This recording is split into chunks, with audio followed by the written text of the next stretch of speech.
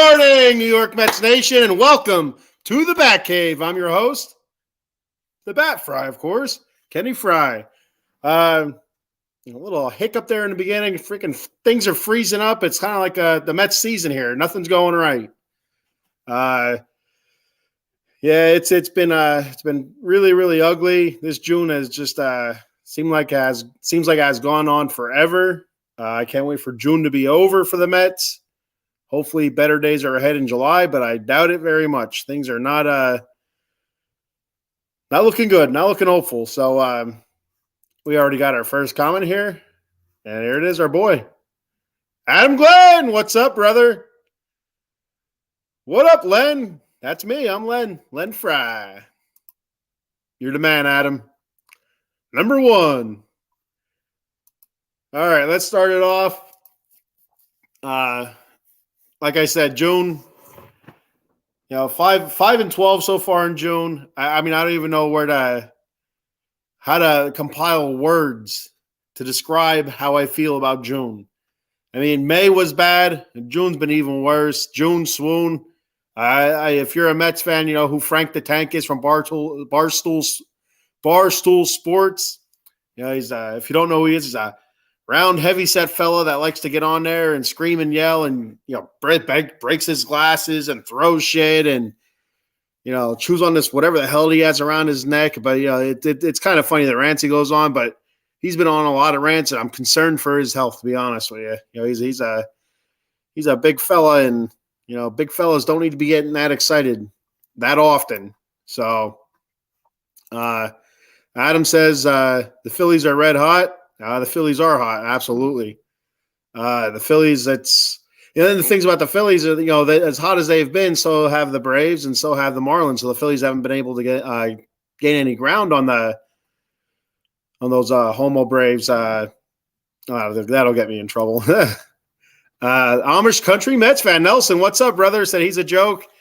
Yeah, I get a kick out of Frank the Tank. I think he's funny, but it's all. I ain't gonna say it's all. Staged or whatever, but I'm sure some of it is. Frank the Tank is. It's not. I don't think it's 100% genuine. But I'm sure that as a Mets fan, that's kind of how I feel. I feel like breaking stuff and mumbling and going off into rants and stuff like that. But some of the stuff he says just doesn't make sense. About the Mets not having any heart.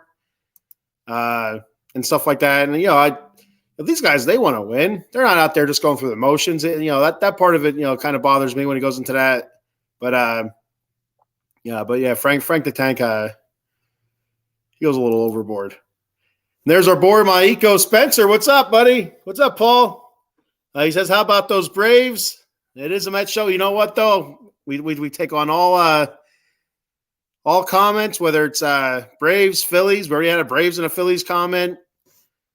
Braves, Phillies, Mets. I'm sure there's a Marlin fan out there somewhere, in this universe. So there ain't no Washington fans, I'll tell you that. There ain't no Nats fans. But any comment that's up there, I'll put up there. CPNY Sports. Check it out. He does a show, a post-game show with Nelson and this other dude. I can't remember if you're still watching. Throw up your creds for that show, your post game show, and your Interstate Met show, so I can throw you a shout out here. I can't remember off the top of my head all those handles and stuff like that and the name of the show, but they do a fantastic job. Pregame, post game stuff, especially the post game stuff. Really good. I enjoy listening to it at work. I'll go back to that real quick. Disappointing team, zero consistency, a dominating performance, followed up by a stinker again. And you know what? That to be 100% honest with you, I'm going to touch on that in a little bit. It's the Mets season could be summed up just by a couple of our pitchers. You look at how their season has gone. It's been Cy Young to stinker, Cy Young to Anthony Young. We're a Mets show here. We all know who Anthony Young is from the 90s. And so the guy who lost, I think it was the most consecutive games or whatever it was. I can't remember the exact number, but he lost a lot of games in a row. And but yeah, you go to Cy Young, Anthony Young, Cy Young, Anthony Young, Cy Young, Anthony. It's terrible. That's exactly how the season is. We sweep the Phillies. What happens? We get swept by the by the Braves. We get swept by who was that right after the Braves or right before the Braves? I was just looking at it. Let me pull it up here real quick. But it was back-to-back sweeps after, feeling good coming out of that Philly series to end May, open up June. Blue Jays and the Braves sweep us right out of the house. It's 5-12 in the last in June so far. It's at least go 500. Jesus Christ. At least put up a little bit of a streak somewhere, but it just can't get it going. Anytime it looks like we get it going, we take 2 steps back. 1 step forward, 2 steps back, and I'm tripping over my words here and sounding like an idiot. Nelson says, "Time to wave the white flag and enjoy our summer." Never. I don't wave the white flag for nothing. It could be October and we'll be 30 games out, and I'm still going for it. There he is, the mayor of Las Vegas, Vegas Rob. Beautiful day there in Sin City. Were you able to see that big fire in Vegas, Rob? Seemed like it was a pretty big fire. I don't know where it was, but I don't know if it was like a building or like a factory or something. Amish Country Mets fan says Maiko was trolling through that whole Mets Pirates series. Oh my God.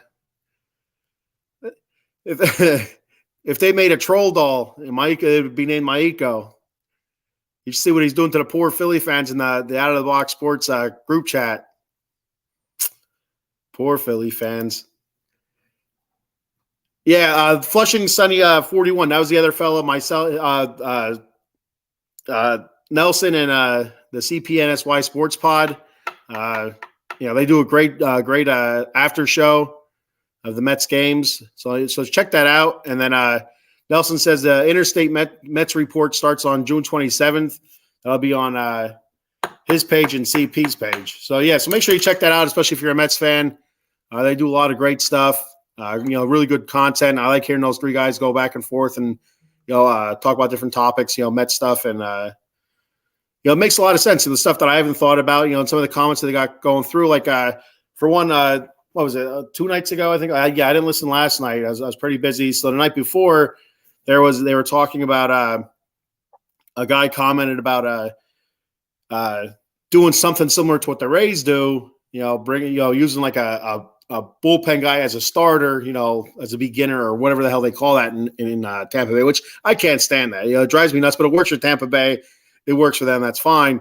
But I just hate that concept so much of having a bullpen guy start a game. I don't know what it is. If it's just like a traditionalist type of thing or whatever it is, I'm not a huge fan of it. It drives me nuts. And, but it started making me think a little bit. I'm like, you know what? So it seems like Tyler McGill, he does well, like innings 1, 2, and 3. As soon as he gets to batting order, second time into the batting order, he just starts getting clobbered. I mean, that could be just totally in my head, but that's how I feel. I feel like every time I watch him, he does well to start, the first couple innings, and then gets slaughtered. Well, then you have Cookie Carrasco, who's kind of the opposite. He comes out, he just gets blown up in the second inning, but then he kind of shuts it down a little bit, until they pull him out in the 5th. So why can't Tyler McGill go, first 3 innings, bring Cookie in for the next 3 or 4 innings, get to the 7th inning, and use your regular bullpen. Use 2 starters as 1 starter. Like kind of like a Voltron type starter or something like that. I don't know. That's just a thought that I had.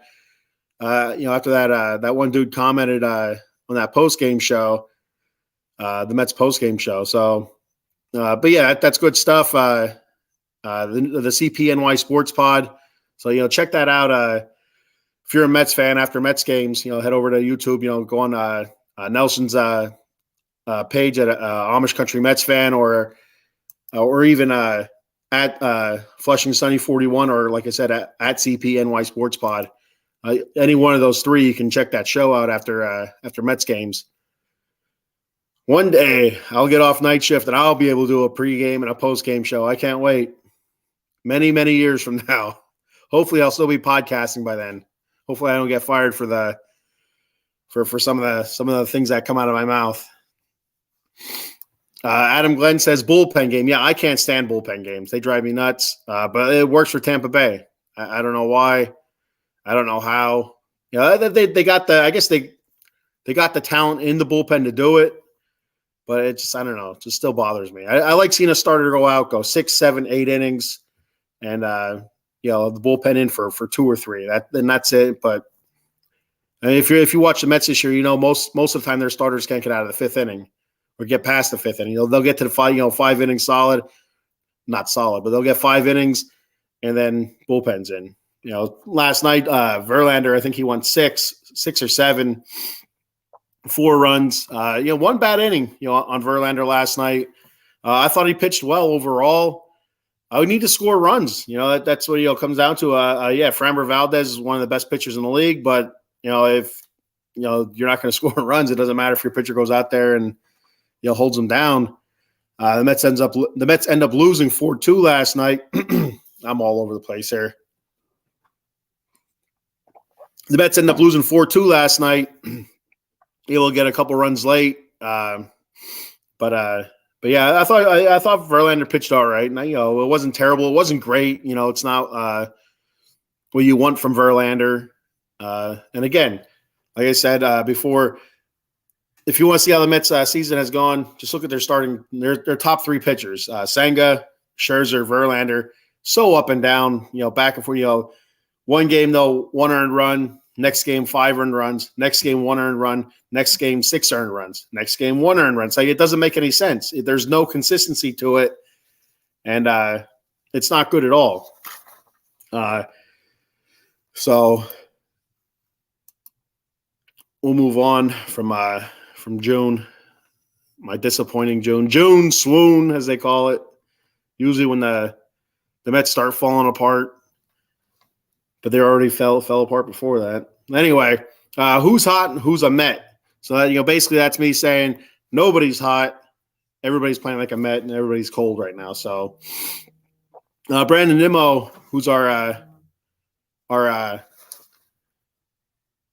top hitter right now, hitting 278, which is great for him. That's about where Nimmo's at.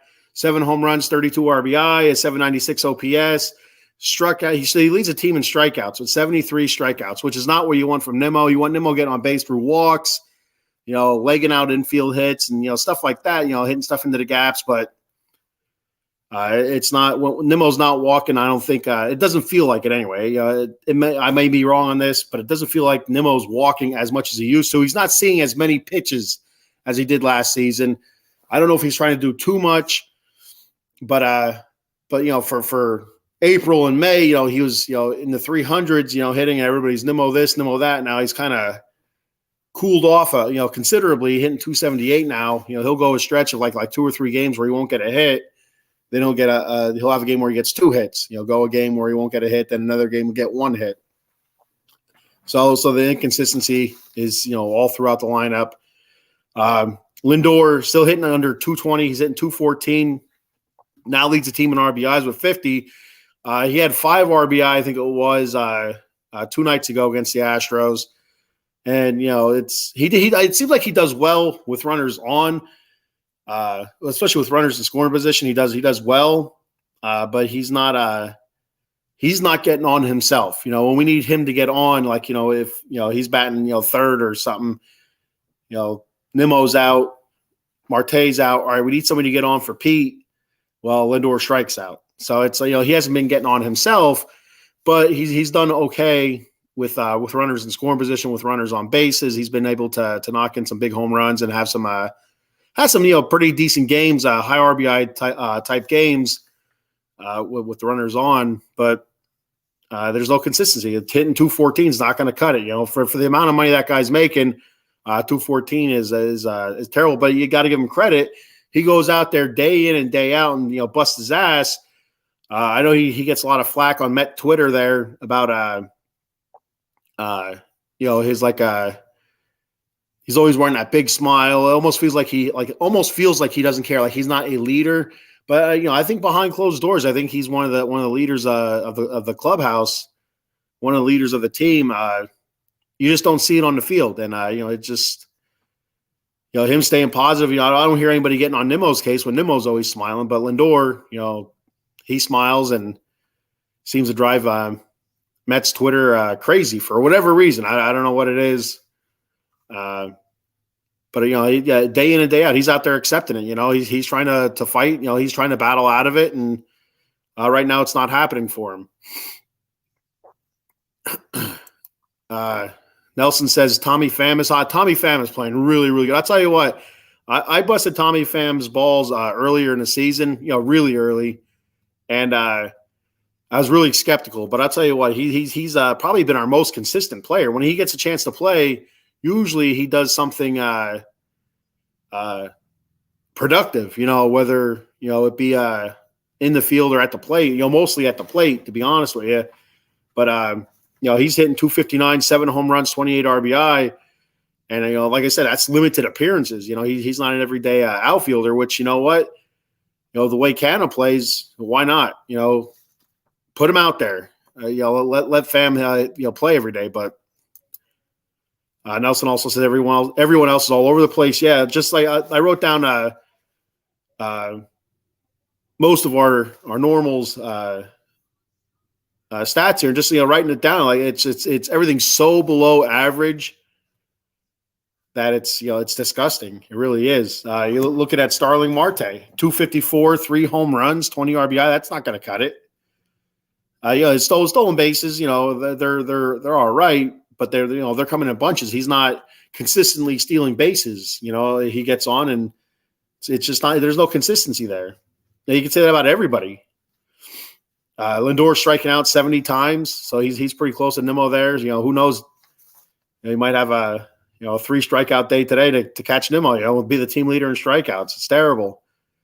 Big Pete hitting 225. I mean that's not good enough for a slugger. Your sluggers, not everybody's a Paul Goldschmidt, and not everybody's a Paul Goldschmidt where they're going to hit 325, 38 home runs, 105 RBI or whatever.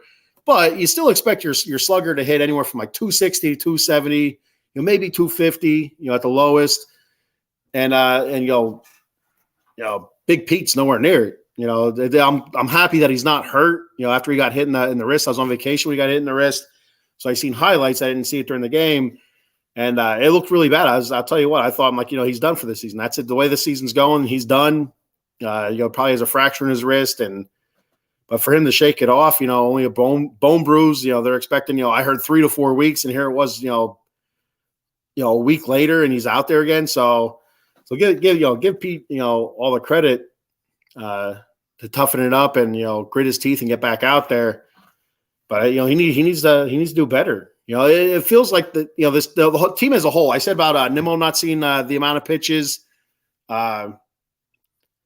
that he did last season. It seemed like a team as a whole. I mean, that was one of the things I used to praise the Mets about last year was the amount of pitches they would see. They'd have the pitch count on the starting pitchers so high, so early that those pitchers are being pulled in the 5th inning, 6th inning, and it's not happening this year. Framber Valdez, I think they pulled him in the 7th or 8th inning, and he was only at like 70 or 80 pitches. They started hitting him. I think it's the 7th inning.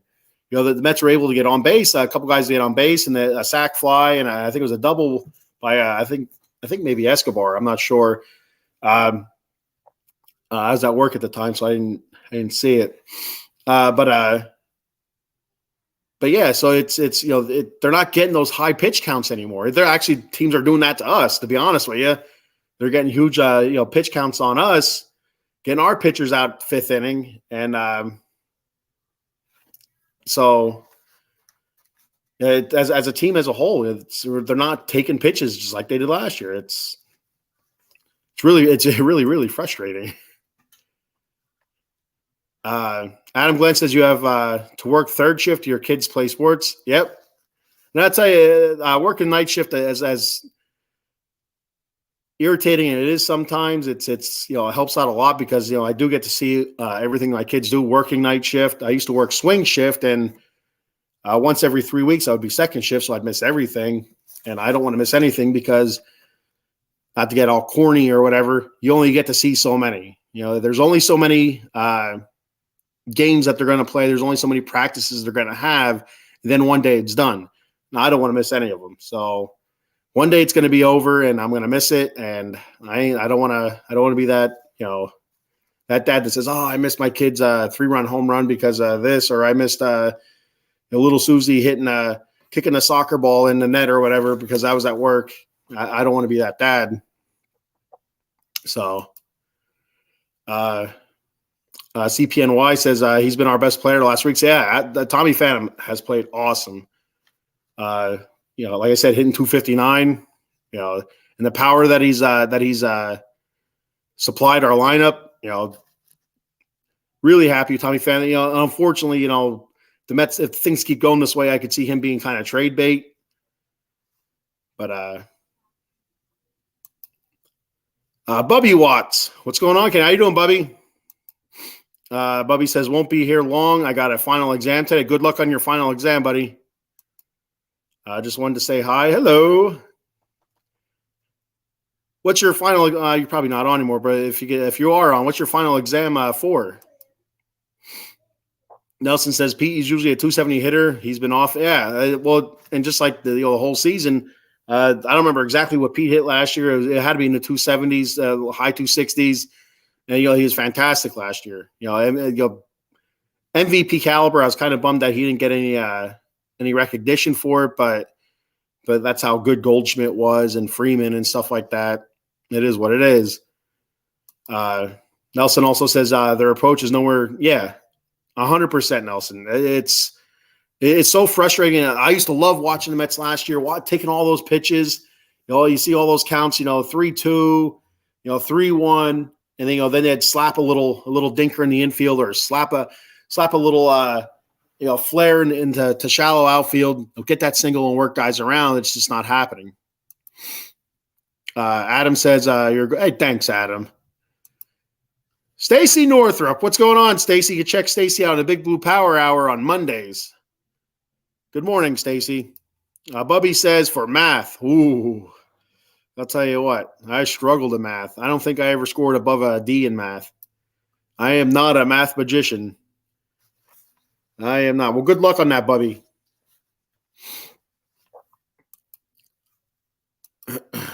So for the Mets, I mean, Beatty's starting to hit a little bit more, but he's been up and down. But with the newer guys, with the kids, kind of give them a little bit more rope, a little bit more leeway as they adjust. Not everybody's gonna come up with their hair on fire and hit 300 and just produce right off the bat. Sometimes it takes some guys a season before they become their true selves at the plate.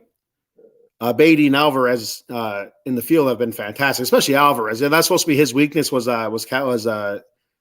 catching, behind the plate. They said he needed a lot of work, but I feel like he's been awesome. I feel like he's been calling decent games behind the plate, and just some of the balls that he's able to dig out of the dirt. Really, really good. He's been able to hold runners in some spots there where if a ball gets away from him, there's some scores that are a lot worse than what they were. But many kudos to Francisco Alvarez, in the way he's been able to flash the leather behind the dish. I'd like to see him get an All-Star nod, but I think currently he's fourth in voting, so it doesn't look like it's going to happen unless one of those guys, which happens a lot, decides they're not going to do it. But yeah, Beatty's hitting 241, 4 home runs, 20 RBIs, 673 OPS. Alvarez 235. He's the one thing about Alvarez, he's been able to supply a little bit of that power that the Mets really lack. With 12 home runs, 25 RBIs, 787 OPS. But you look at Canna, 247. Not very good. Vogelback 215. He was on a mental break for a week, and he came back. Since he's been back, he's had 2 home runs, I think it was. And but I mean that doesn't make up for the rest of the season so far. Do we trade Vogelbach or whatever? I guess you probably should. But Escobar, he's hot and cold. 236, four home runs, 16 RBIs. And that's somebody that I talked about before the season started, about his steady decline. If you look at his past numbers, the dude's been on decline for the last 5 or 6 seasons. I think his big season, I don't know how many, like 30-plus home runs. But each season after that 30-plus home run season, his average has steadily gone down, and his power numbers have gone down drastically. So, this season seems to be the worst for him yet. So, you want to like Escobar. You really do, because he seems like a decent dude. And there's poor Mark Vientos, 16 games up, or 16 games he was able to appear in. Batting 178, 1 home run, 5 RBIs, and they send him back down, which he's better off, to be 100% honest with you. If they're not going to play him, why even bring him up? If you're not going to play him a little bit more steadily or often, don't even bring him up. Leave him down there. It was so nonsensical, and that's the one thing that drives me nuts about Buck. It's something I talked about on. It wasn't. I don't think it was this show. Maybe it was this show, or it was no, I think it was a show when I was on with Nelson. I think when Nelson was on the Batcave, I brought up about Buck's past, about how loyal he is to the veteran and how he's kind of reluctant to play the younger guys more often. And watching the Jeter documentary, that was one of the things that got Buck fired. Was one, he did not want to fire anybody in his staff, and they wanted to fire, I think it was maybe a hitting coach or something like that. And one of his maybe it was a bench coach and assistant, and he wouldn't. So give him kudos for loyalty, but it cost him his job. And he also didn't want to play Jeter. I don't remember who was ahead of Jeter, but he wanted to go to the veteran first, and it kind of cost him his job. So I don't know about his other stops. I don't know about Arizona or Baltimore. Or wherever else he was besides there. I'm not 100% sure. But that's some of the things that really stick out about Buck. It's, he's very reluctant to play the young guys over the veterans, even though the younger guys are probably better.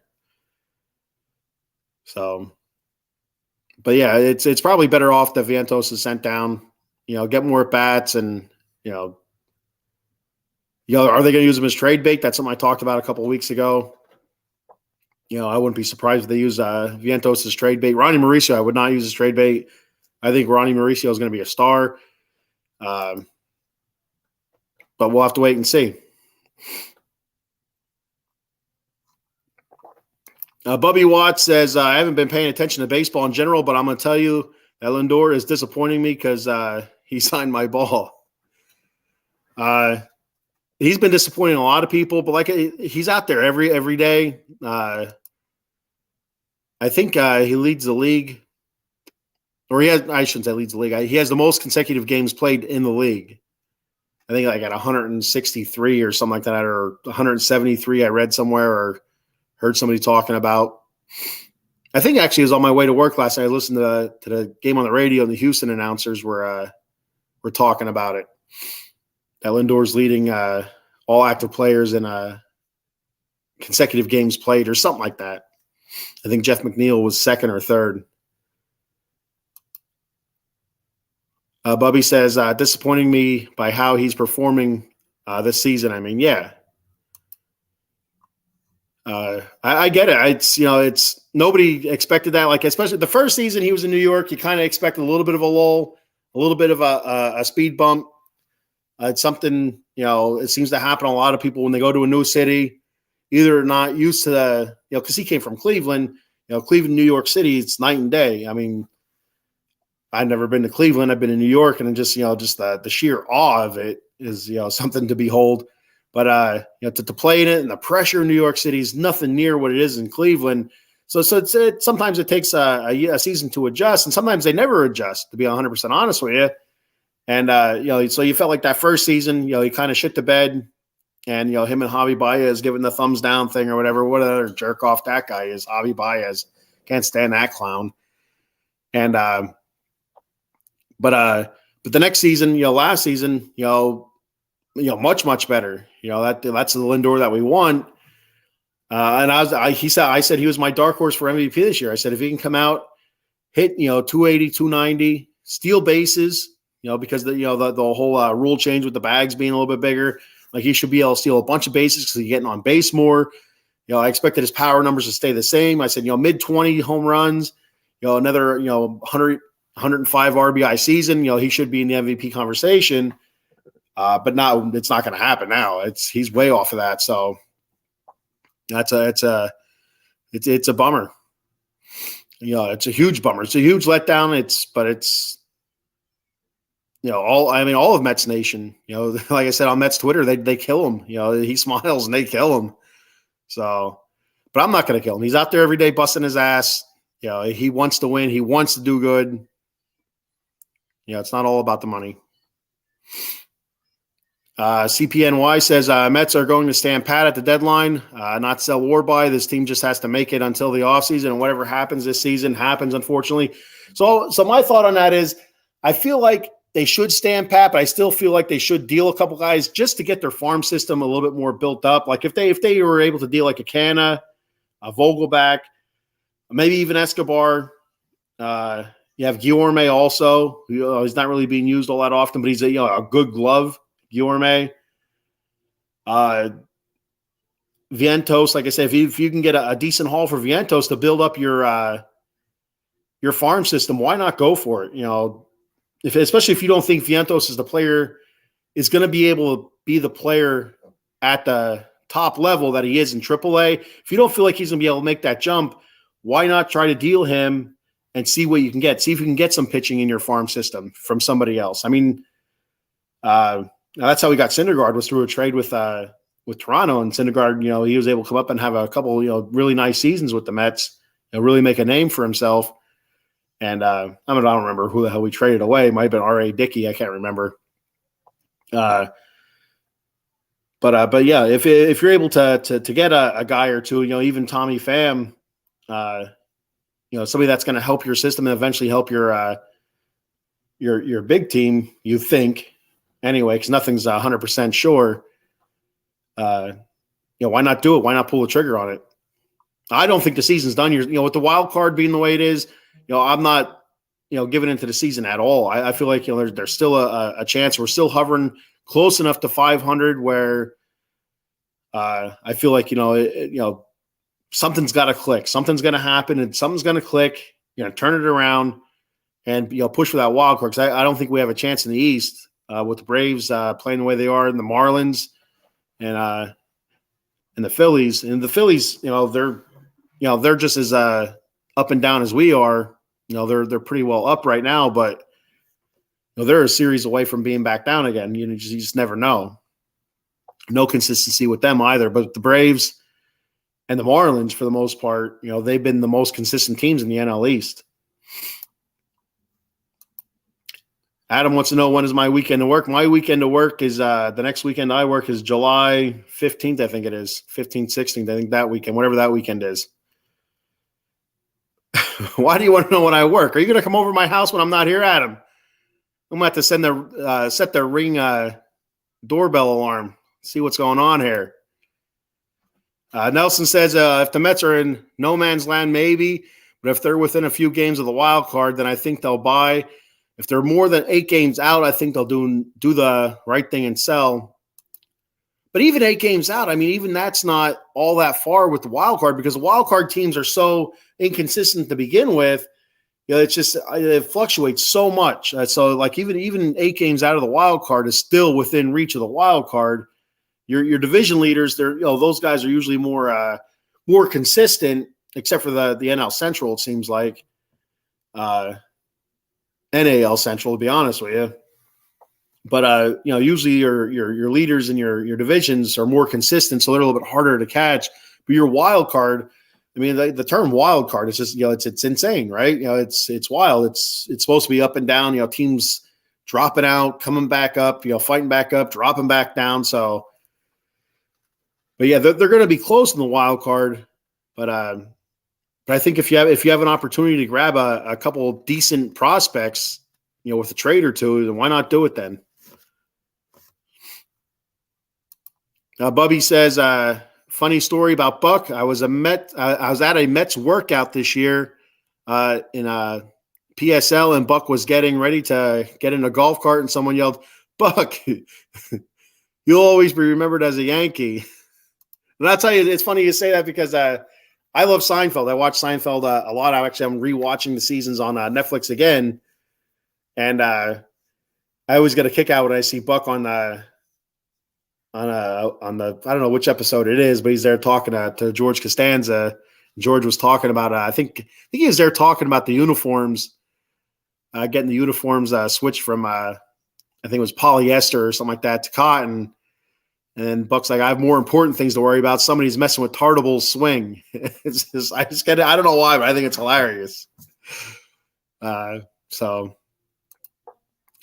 says, then Buck then looked back at him and just shook his head and drove off. The Mets fans were booing that. That's good stuff. CPNY Sports says, I don't think they'll sell at all. They need to save face under Cohen. Anyone can say differently, but I think this FO is all worried about optics and what comes with the territory of the payroll. And that's one thing that Cohen needs to learn. He needs to learn when to accept defeat. Not the saying that we're defeated yet. I don't believe that yet. But when to accept, you know what, this isn't working out. Let's make some moves. Let's shake some things up, or have a talk with your manager or general manager or whoever and see what they think. But we'll wait and see because he's so new at it yet. You just don't know what way he's going to go with it. We've seen how he was with a winning season. Let's see how he is with the Mets. Behind. So. Maiko says, boy, that schedule doesn't get any easier after Astros, Brewers, Giants, Diamondbacks, Padres. Yeah, and the Brewers not playing all that great, but the Giants are super hot. Diamondbacks are really hot, and the Padres are just stacked. So it's not going to get any easier. The easiest part of our schedule was supposed to be May and mostly June, and the Mets have lost a lot of games to some really bad teams. So that tells you where the Mets are at right now. Joe Sullivan from the Sully Squad. You can check the Sully Squad out on Mondays, and he's also on Extra Innings with Cowboy Dave on Tuesdays. He says sink or swim time for the Mets. You ain't kidding. I think more so July and August, we're really going to see what they're made of. They're sinking right now. Like I said, 5-12 in June. It's really I thought May was bad, but June is even worse. Especially after sweeping the Phillies. That's why I don't get. Like after they swept the Phillies, I talked to Nelson about it, a little chat, and I feel like the Mets are coming out of it. I had hope, and like Nelson said, he goes even after they swept the Phillies, he wasn't buying it. So not me. I was all in. I'm like, oh, this is it. They turned it around. The ship has been turned, but nope, Titanic is still going down. Nelson says, why do they need to save face? What do they need to save face for? You got to do what's best for the team. It doesn't matter what the optics look like. And I think Cohen is smart enough to know that. We're going to find out. We're going to find out how what kind of ego he has, if he has one or if he doesn't. Most rich people do. I don't know any rich people personally. That's just a personal thought I have. So, Eileen, what's going on, Eileen? I mean, you're only 40 minutes late. What the hell? Eileen says, stupid work made me forget. I had your, you need to talk to work. You're saying, listen, Wednesdays at 10 a.m., the Bat Fry is on the Bat Cave. I need to be off. I need, just give me an hour and a half away from work. Leave me alone. I got to watch the Bat Fry. That's, if you want, I can write you a note, Eileen, if you want. I can write you a note. Eileen says, I was trying to remember if I had any work calls coming up, but I was like, crap. I forgot about Ken. Ken always getting forgot about. Bubby Watts says, all righty, Ken, I'm going to head off. Go Red Sox. All right, see you later, Bubby Watts. Thanks for checking it out, buddy. Thanks for commenting. And you can, I'll be on Friday night with wrestling, the Atomic Drop podcast, and Saturday night with the Vegas sports scene. So if you're not doing anything then, check in then. If not, check me out again next Wednesday. Thanks for checking it out. Maiko says, thank you for my guy, Otani. 24 dingers so far, MVP lock. Can he catch the home run? No, he ain't going to catch the home run record. I don't think he will anyway. I think he's behind the pace right now. I could be wrong, but I'm pretty sure he's behind the pace. And but yeah, MVP lock for Otani, absolutely. I mean, he's been phenomenal this season. He's going to look good in the blue and orange next year. He's going to take New York by storm, and then he'll probably tear his UCL, have to have Tommy John surgery, be a DH with no power, and that's what's going to happen. That's what always happens. See, that's what the Mets fans do. That's what a typical Met fan does. He goes right to the negative right away. Not me, and I'm not going to do it. Otani will become a Met. He will break records. He will win a Cy Young for the Mets. He will win a home run record. He and Pete Alonso are going to be the Bash brothers. That's what we need. Some positivity around this goddamn place. How about it? So the topic was, who should the Mets look to trade? I threw a couple names out there. Whether or not they're buyers or sellers, or they just stand pat. As we get closer to the deadline after the All-Star break, I'll come back and I'll revisit it, and maybe I'll have a guest or two on to see what they think as well, because it's going to be interesting this year. It's going to be really really interesting because where the team's at currently, they're so on the fence of whether or not they should be buyers or sellers or nothing at all. I don't think they'll do nothing at all. I think ownership is super aggressive, so I think they'll do something. But what? Sell, buy? We'll have to wait and see.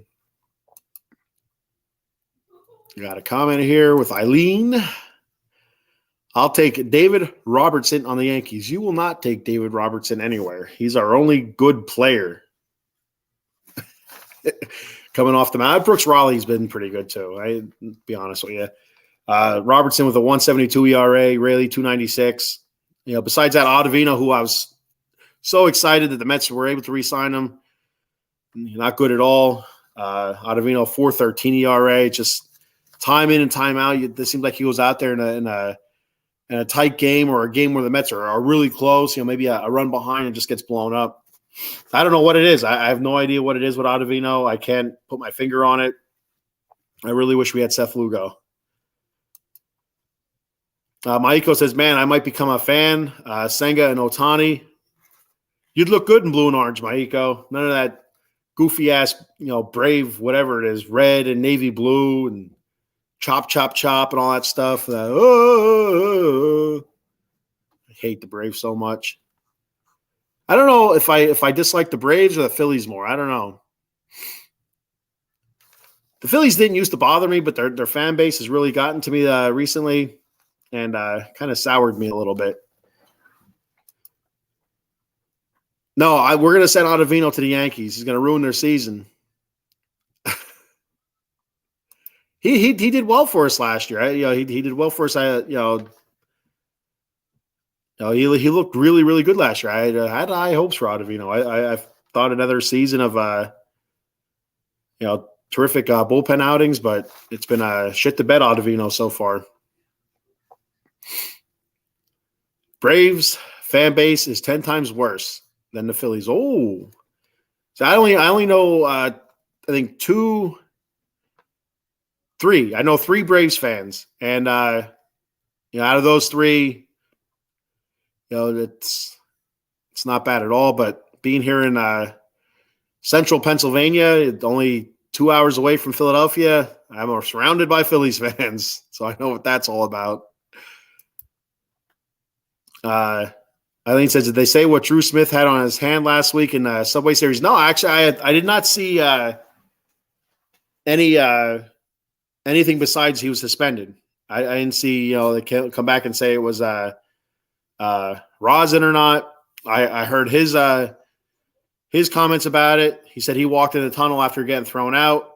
He told the major league attendant to touch his hand, and the way he made it sound like he forced the major league official to touch his hand, which is kind of weird, to be honest with you.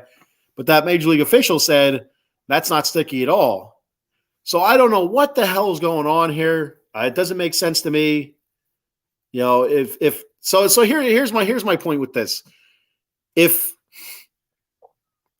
that major league official is saying that to Drew Smith, you know, why is that not being brought up? Why are the Mets not fighting the suspension? Like with Max Scherzer, I kind of got it. Like, all right, he came out, he said, what it was. You've seen so many different demonstrations of, what happens with sweat and rosin and how sticky it gets.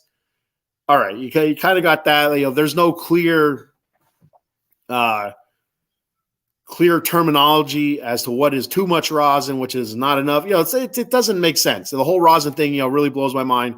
But they didn't fight it because there's really no way to win that. But if you have the major league attendant, in a hallway, major league official in the hallway saying it's not sticky at all, like, why are you not fighting that then? Like, you have somebody from Major League Baseball saying, it's not sticky. Like, why not fight to say, hey, your own guy said this isn't sticky, but that has not happened. So I don't know what it is. I don't know. I'd feel more comfortable if, they checked him and a piece of sandpaper flew out of his hat like they used to happen in the olden days, or a nail file is in the belt or something. But, the whole sticky thing, I don't know. I'm not a big fan of the sticky thing. I think they should be allowed to use sticky substances. It does improve the spin rate, yes, but it also gives them control, so helps with control. It's a safety thing. That's what we'll call it, a safety thing. So I'm going to go ahead and read off sponsor here before I get too out of control here. Monkey Cold Coffee. Bourbon chocolate chip infused coffee. Out of this world. But like I said, even better is their toasted coconut rum. You can get both of those at monkeycoldcoffee.com. At checkout, use the promo code OOTB Sports for 10% off. Like I said, the bourbon chocolate chip infused, that was the first one I bought. I had it with a cold brew, really, really good. But then I got the toasted coconut rum, and I actually brewed it through a coffee maker. And just the aroma of the toasted coconut rum is fantastic. The taste is even better. I really like the toasted coconut rum. But at monkeycoldcoffee.com, they also have T-shirts, coffee mugs, the cold brew pitcher set up, K-cup adapter, so you use it as a K-cup. If you have a K-cup machine, you don't have a regular coffee pot, so you have the adapter that you could use. But also, for every bag of coffee purchased, the owner of Monkey Cold Coffee donates 10% of those proceeds to help fight pediatric cancer. So if anything, to help the kids out, buy a bag of the Monkey Cold Coffee, bourbon chocolate chip infused, or the toasted coconut rum. Give it away as a gift or something if you don't drink coffee. But at least some money goes to a good place to help sick kids and stuff like that.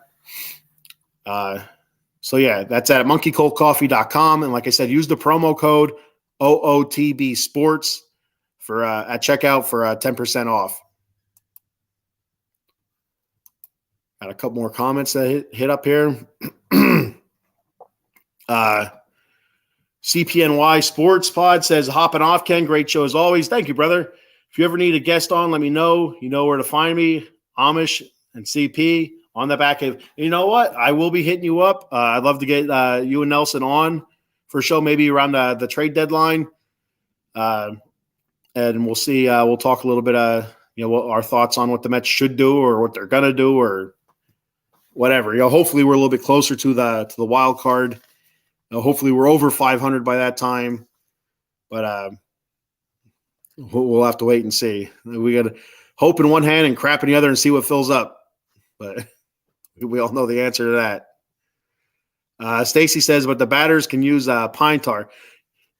You know what? That's the one thing that I've been noticing more and more. it doesn't seem like as many batters use the pine tar as much as they did years ago. I've seen some guys with actual grip tape on the bats now. So I mean that was something I've been noticing recently. But that was also my thought. Was like you see some of these guys like Justin Turner with the Red Sox now, the former Met, former Dodger. He's the one guy that's huge with the pine tar. The helmet's all brown. The back of his jersey has the big brown spot over his name. Turner, from him swinging the bat, coming around, hitting his back or whatever. These guys slopping the pine tar everywhere. You don't see that called at all anymore. So. But I also thought about that, and it kind of boggled my mind. But I have been seeing more guys using tape on the handles, which I didn't think was legal, but I guess it is. It doesn't make sense to me either. Should the Mets call Mauricio up after what we saw? They used Vientos. I said this before. I said it before the season even started. I didn't think the Mets would call Ronny Mauricio up until next year. I'm still kind of on that side, and I think a lot of that is going to depend on what they do at the trade deadline. If they are sellers, do they call him up just to fill a need on the main roster? If they do happen to get rid of a couple position players, that'll remain to be seen. But after the way they used Vientos, I wouldn't want them to bring him up right now. Bring him up at the beginning of the season and use him as an everyday player. Don't bring him up to just sit on the bench and use him against like left-handed pitchers or right-handed pitchers, whatever it is. Let him hit against both. Let him feel how it feels to be an everyday player in the big leagues. I felt like Vientos got the shitty end of the stick on that one. I don't feel like he got a real true blue opportunity. I feel like they brought him up as just a bat, just like, okay, if we need him, if we need a guy here, we'll use him, for, a couple at bats, then pull him out when they go to the bullpen. They bring in the opposite hand pitcher. So I don't think they should bring Mauricio up unless they're going to use him as an everyday player. And, which I think that will end up being next year. And they did it to Alvarez last year. They brought him up at the end of the season. Mets fan base was kind of pumped because our power numbers were lacking, and we figured, bring Alvarez up. He's going to give us a big boost, and they didn't use him. I don't think he got in once. So maybe if he did, it was one at bat. That was it. It wasn't much at all. Hopefully if they do bring him up, which I don't think they will, and I don't think they should, hopefully if they do, they use him as an everyday player, as an actual either outfielder, because that's what he's been doing recently. He's been playing the outfield, learning how to play left field or second base, as they had him learning how to play second base also, which is good. That's kind of like a Jeff McNeil. These guys can rotate all sorts of different positions now, So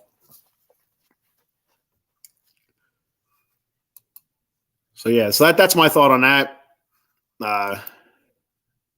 Eileen says, "Do you think Pete Alonso is back too quick?" No, if he says he's good, he's good. You have to trust him. They know their body. I know a lot of people are surprised he's back. Because, like I said, the initial report I heard, they were putting him on a 10-day injured list, but some of the diagnoses that I've seen were 3 to 4 weeks, in which I'm like, oh shit, he's gonna be out a while.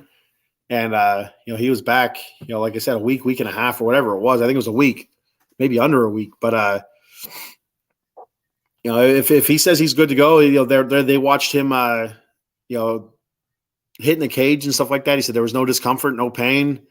Fielding the ball, all the same. I think that the way he's played the last 3 games is kind of the way his season has gone. One hit. I don't know if he had any. I don't think he had a hit last night, but the night before he had 1 hit, and so it's 1 hit in 3 games for Pete. I mean that's just kind of how the season's gone. Then he'll go 2 or 3 games where he'll smash the ball, and then another 2 or 3 games where he doesn't do shit. So yeah, I don't think he's back too early.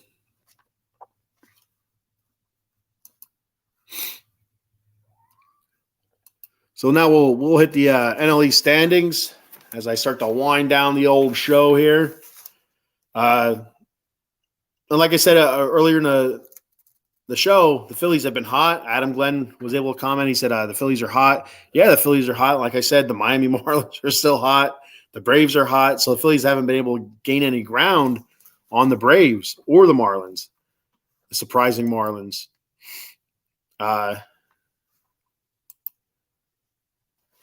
Eileen says, I doubt he's doing the home run derby, right? I thought the same thing last night, to be honest with you, Eileen. I was thinking before I actually went into work, I was listening to the game on the way in on Sirius XM radio. I was listening to the Houston Astros broadcast, and my thought, I just started thinking, I'm like, I wonder if Pete's going to do the home run derby with a bum wrist, or is he gonna rest it? I'm hoping he rests. I'm hoping he doesn't do the home run derby this year. I like him doing the home run derby. He's been terrific at it, and it hasn't hurt him second half of the season so far. So, if he's able to do it and it doesn't affect the way he hits, in the regular season, keep doing it. But with him being dinged up a little bit, I'm kind of hoping he doesn't do it. But he loves doing it. And that's a thing. He loves doing it so much that it's what he really looks forward to. He says he's the best home run hitter in the league. So hopefully he doesn't do it. I'm with you on that. Hopefully he doesn't do it, but Aaron Judge and his big toe. I doubt he'll do it. I don't think he did it. Did Aaron Judge do it last year? Anybody that has a lot of home runs should have to do it. Should be mandatory. You got my aluminum bat dugout mug here. Mets. I love the dugout mugs. Yeah. No, Judge did not do it. What's going on with Judge's big toe there, Eileen?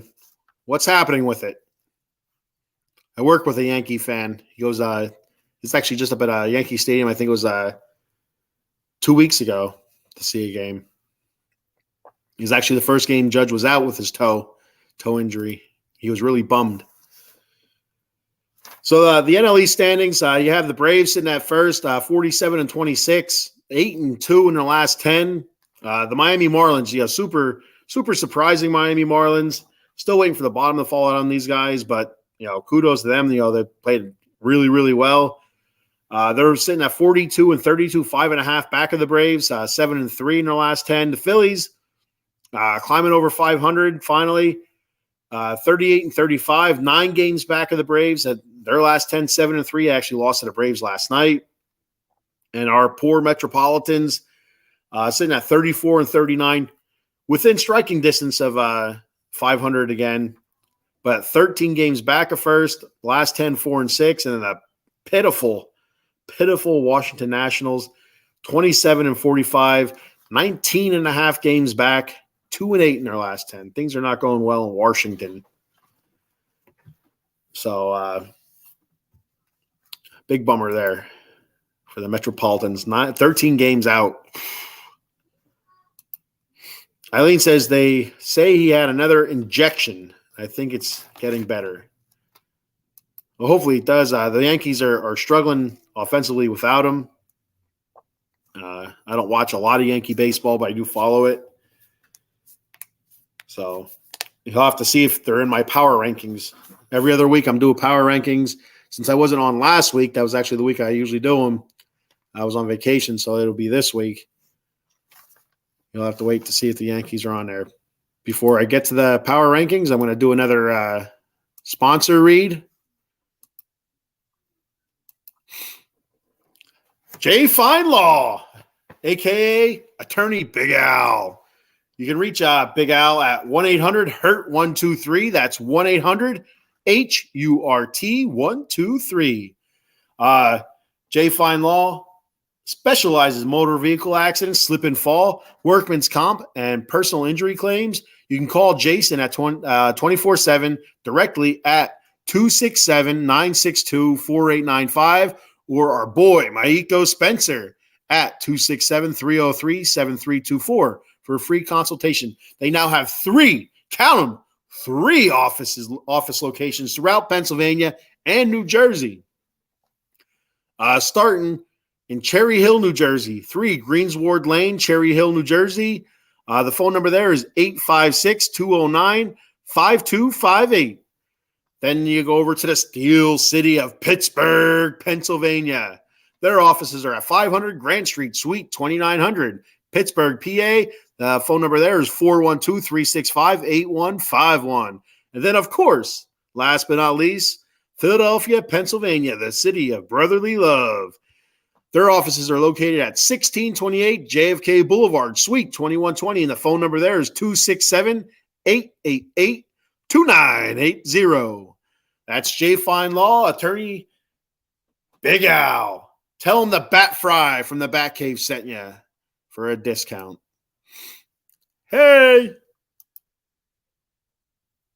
Couple more comments here before I get to the power rankings.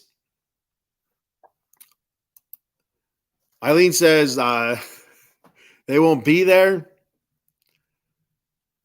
We'll see. It's coming up. I feel like I feel the anticipation. You're like, oh, where are my Yankees out on the Bat Fries power rankings? Eileen says they couldn't hit a cow up its butt with a shovel. They couldn't hit a cow up in its butt with a shovel. Whew, that's a visual. All right, so let's get to the power rankings here. The last topic of the day here before I sign off and go to bed. So we got the power rankings, and I'll read the team off. I'll tell you the record and how they've played the last 10 games and where they were ranked the previous power rankings that I put out.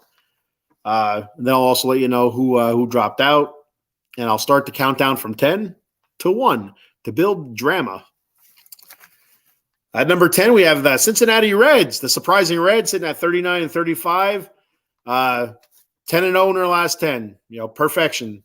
They've been on fire ever since they called that Ellie De La Cruz up. He's a dynamic young player, a couple home runs, super, super fast, very tall.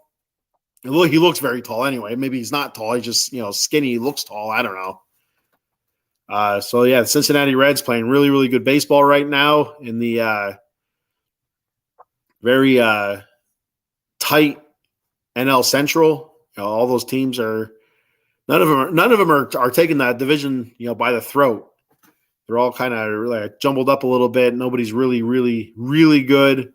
You have a couple okay to good teams. But they were not ranked in my last power rankings. The San Francisco Giants coming in at number 9 at 41 and 32. They're playing really good ball as well. Their last 10, 9 and 1. They were not ranked in the last rankings that I put out. Number 8, listen up, Eileen. Number 8, the Yankees, 40 and 33. Kind of struggling a little bit without judging the lineup. 4 and 6 in their last 10. Much like their crosstown little brothers, the Mets. The Yankees' last power rankings were ranked 5th, so they dropped 3 spots. Number 7, the Miami Marlins, 42 and 32, 7 and 3 in their last 10. They were not ranked the last time I had rankings out. Number 6, for the Marlins, you hear a lot of people talking about Luis Ariz because he's batting 400 or close to it, or he's over 400, just under 400. Last I heard, he was at 400, but so you hear a lot about him about hitting 400, but you don't hear a lot about him about being an MVP candidate. Now it doesn't make sense. You have to figure a guy producing as much as he is, getting on base as much as he is, hitting close to 400, he gets some sort of chatter, some sort of talk as an MVP candidate, but crickets. So, but he ain't gonna hit 400. He'll finish like 370, 360, I think. That seems a little bit more reasonable. But we'll have to wait and see.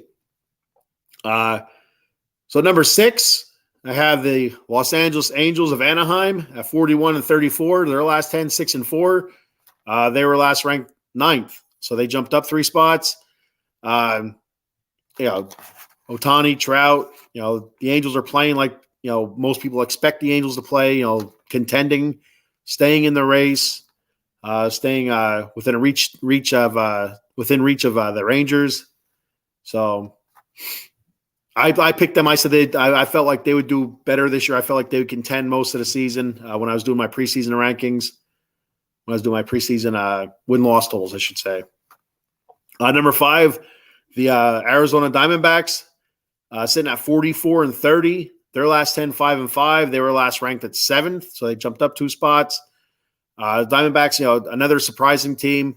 When I talked about Diamondbacks preseason, I said I felt like they'd come out hot this year, but I feel like the second half of their season, I think they'd fall off a little bit, fall off pace. We'll have to wait and see, obviously, as we're nearing the halfway point.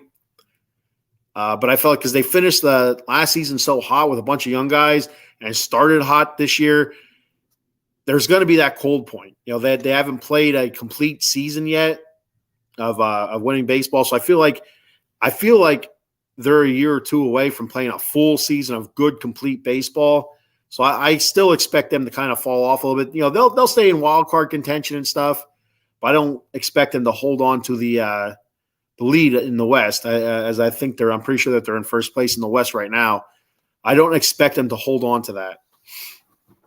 I do think they'll fall off the second half of the season as summer slows down and drags on. The dog days of August.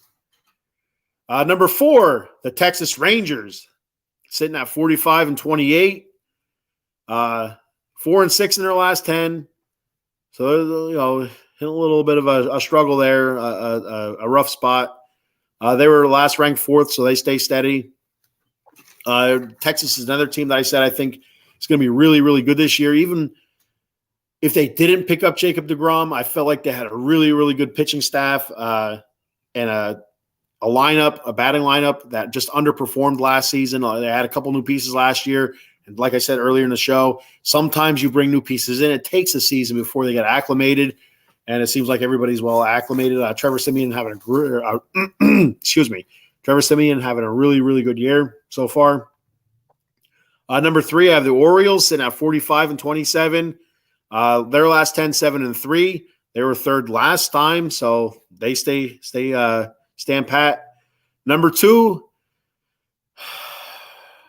the goofy ass Braves, 47-26. Their last 10, 8-2. Their last rank was 6th. So they jump up 4 spots. They're the big jumper this year, or this this week. And number 1, of course, the Tampa Bay Rays sitting at 51-25. Their last 10, 4-6. Still holding pace there with the best record in the league. So the teams to drop out, the Astros, they've kind of struggled a bit recently. The Brewers, they've struggled as well. And the Dodgers. Surprisingly, the Dodgers they've hit some struggles, but it's a long season, so who knows? My next rankings will be in 2 weeks, so it could be totally opposite. So those are the rankings: Cincinnati, San Francisco, Yankees, Marlins, Angels, D-backs, Rangers, Orioles, Braves, and the Rays at 1. Da, da, da, da! Comments here? Eileen with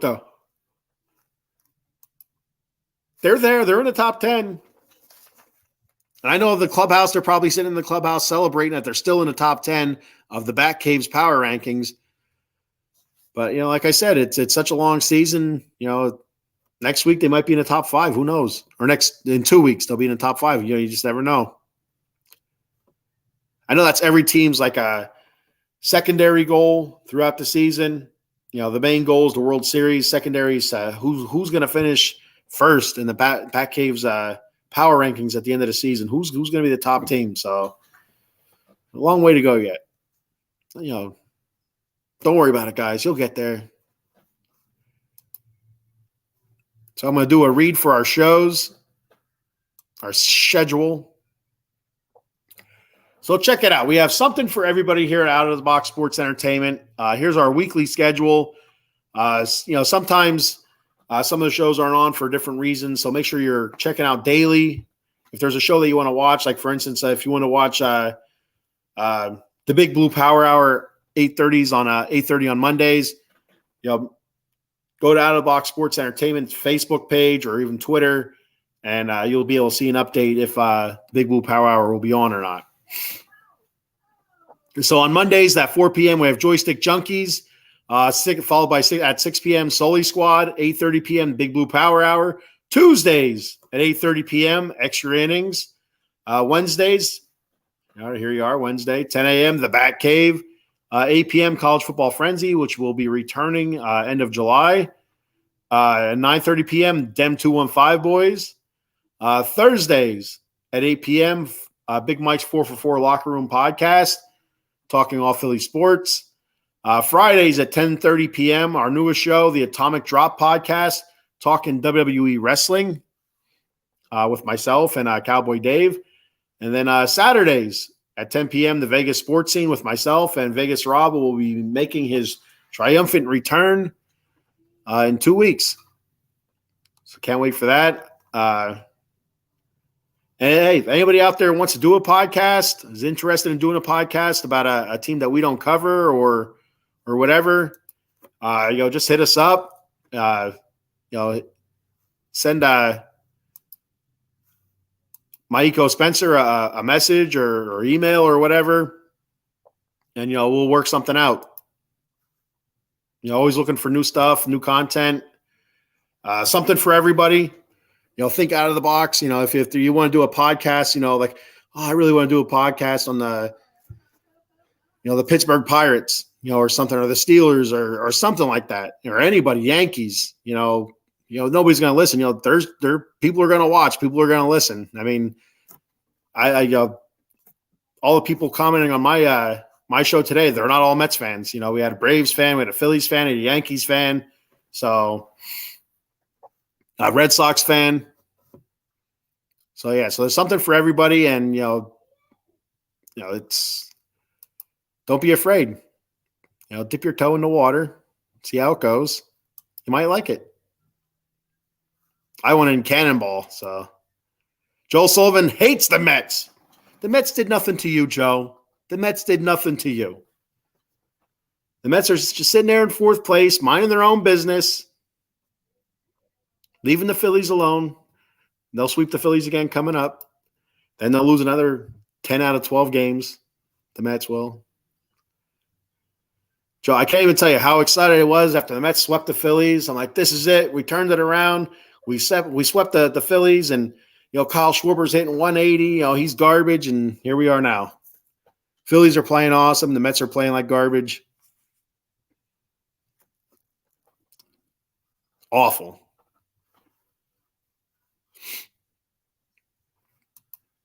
Well, I think that's all I got for today. I'm going to try to drag this out for a couple more seconds to see if there's any more comments that pull in. So there might be some dead air. There's a comment. There it is. Joe says, you guys still have a lot of talent and time to turn on. Yeah, and that's what I said. It's a long season, Joe. So I'm not waving any white flags. I'm not, blowing the trumpet saying, retreat or nothing like that. The fat lady has not sung. She's not sung yet. We might have to look at the wild card, but she's not singing. Eileen says, guess I should go back and focus on work. No, there ain't no reason for that. You got tomorrow, you got Friday, you got next week, Eileen. Don't even worry about it. Tell work. Eileen, tell work what you're doing. I just tell them, I need an hour and a half at the most. On Wednesday mornings, just leave me be. I got something more important to focus on here. The Bat Cave's on. Just you should bring them in. Say, introduce them to the Bat Cave. That's what you should do, Eileen. They'll understand then. Maiko says, awesome show. Thank you, Maiko. Our boy Paul. So anybody out there interested in wrestling, make sure you check me out this Friday, 10:30 p.m. The Atomic Drop Podcast. Talking all WWE, current, old school, all that good stuff. Had a lot of fun last week with the show. Expecting a lot of fun again this week. Eileen says, that's why I have two laptops open. Don't mess with the Batcave time. We'll see what we can do here at Outbox Sports to see if we can get you a third one. Maiko says, Eileen, tell work. Maiko said you need time off because Maiko said so. Yeah, that'll work. There we go. I said I would write her a note. Maybe if you wrote her a note, get a fancy business card and on the back write a note. Eileen needs this time off every Wednesday. It's only right. This is America, right? I don't know. Joe says an interesting old school show would be the 86 Mets. We should do something like that. I should take a dive into some of the older Mets teams on a show, take a little bit of time and talk about some of the players that were on there. That's a good idea.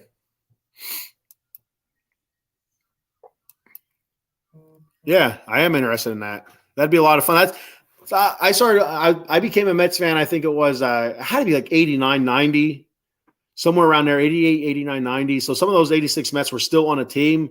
And the first Met that I really came to like was Howard Johnson, Hojo. That was my first favorite Met. Strawberry was still there. Doc Gooden was. I remember watching Doc pitch and stuff like that on TV. And the Montreal Expos were still a thing. Actually, back then there was a pitcher from my hometown that was pitching for the Expos. So whenever the Expos were on and he'd be pitching, I'd make sure to watch that. His name was Chris Nabholz.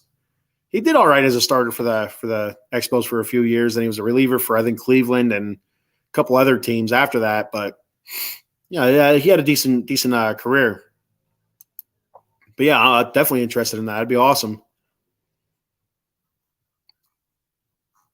All right, so I guess that's it. One more. 86 series and is hands down one of the best I can remember. I'll tell you, I think it's was it the MLB Network? I think it's the MLB Network. They replay a lot of old World Series games. Like when I was on vacation in Tennessee, I couldn't get any cable on. I couldn't figure it out. I gave up on it after the first day. So the only sports I could watch were on my phone, and even then the reception was really spotty.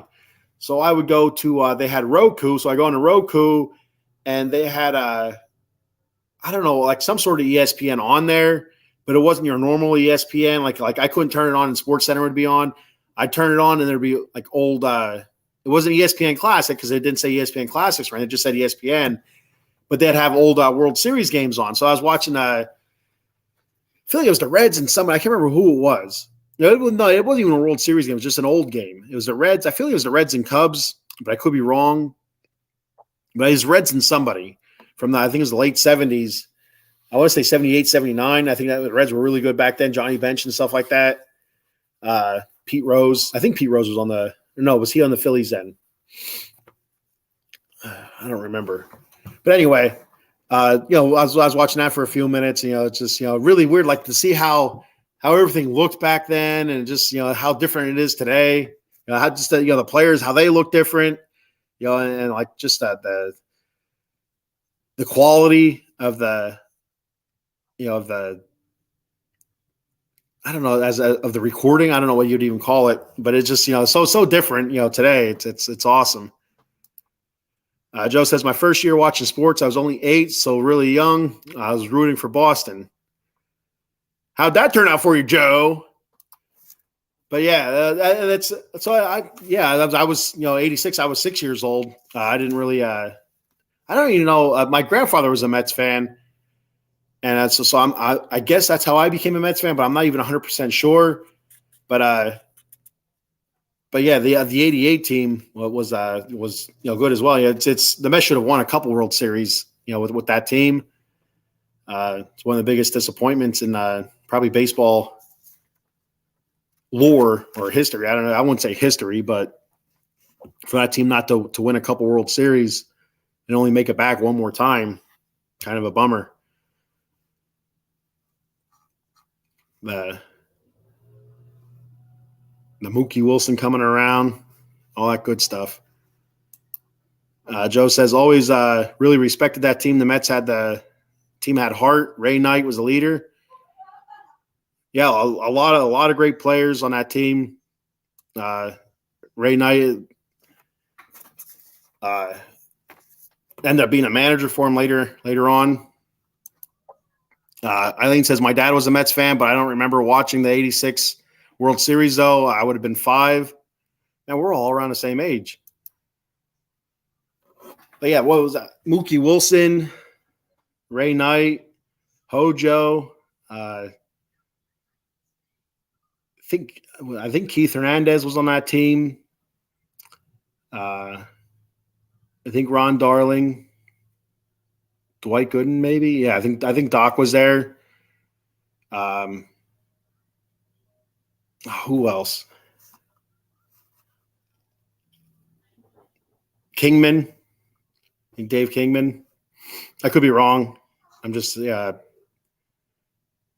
who I think was on the team then.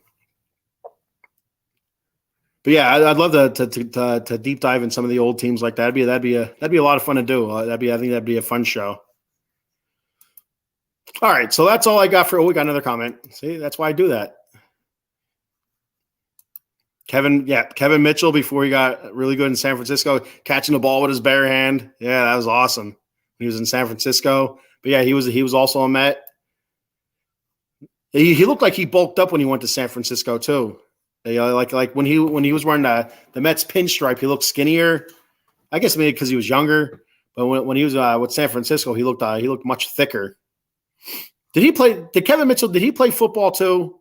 I always felt like he played football as well, but I could be wrong with that. He probably went to Balco. He very well could have went to Balco, or one of the early customers.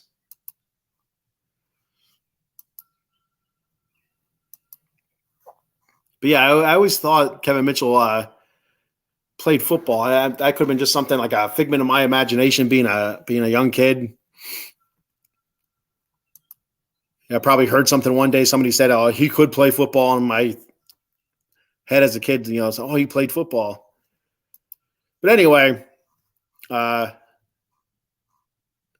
all I got for today.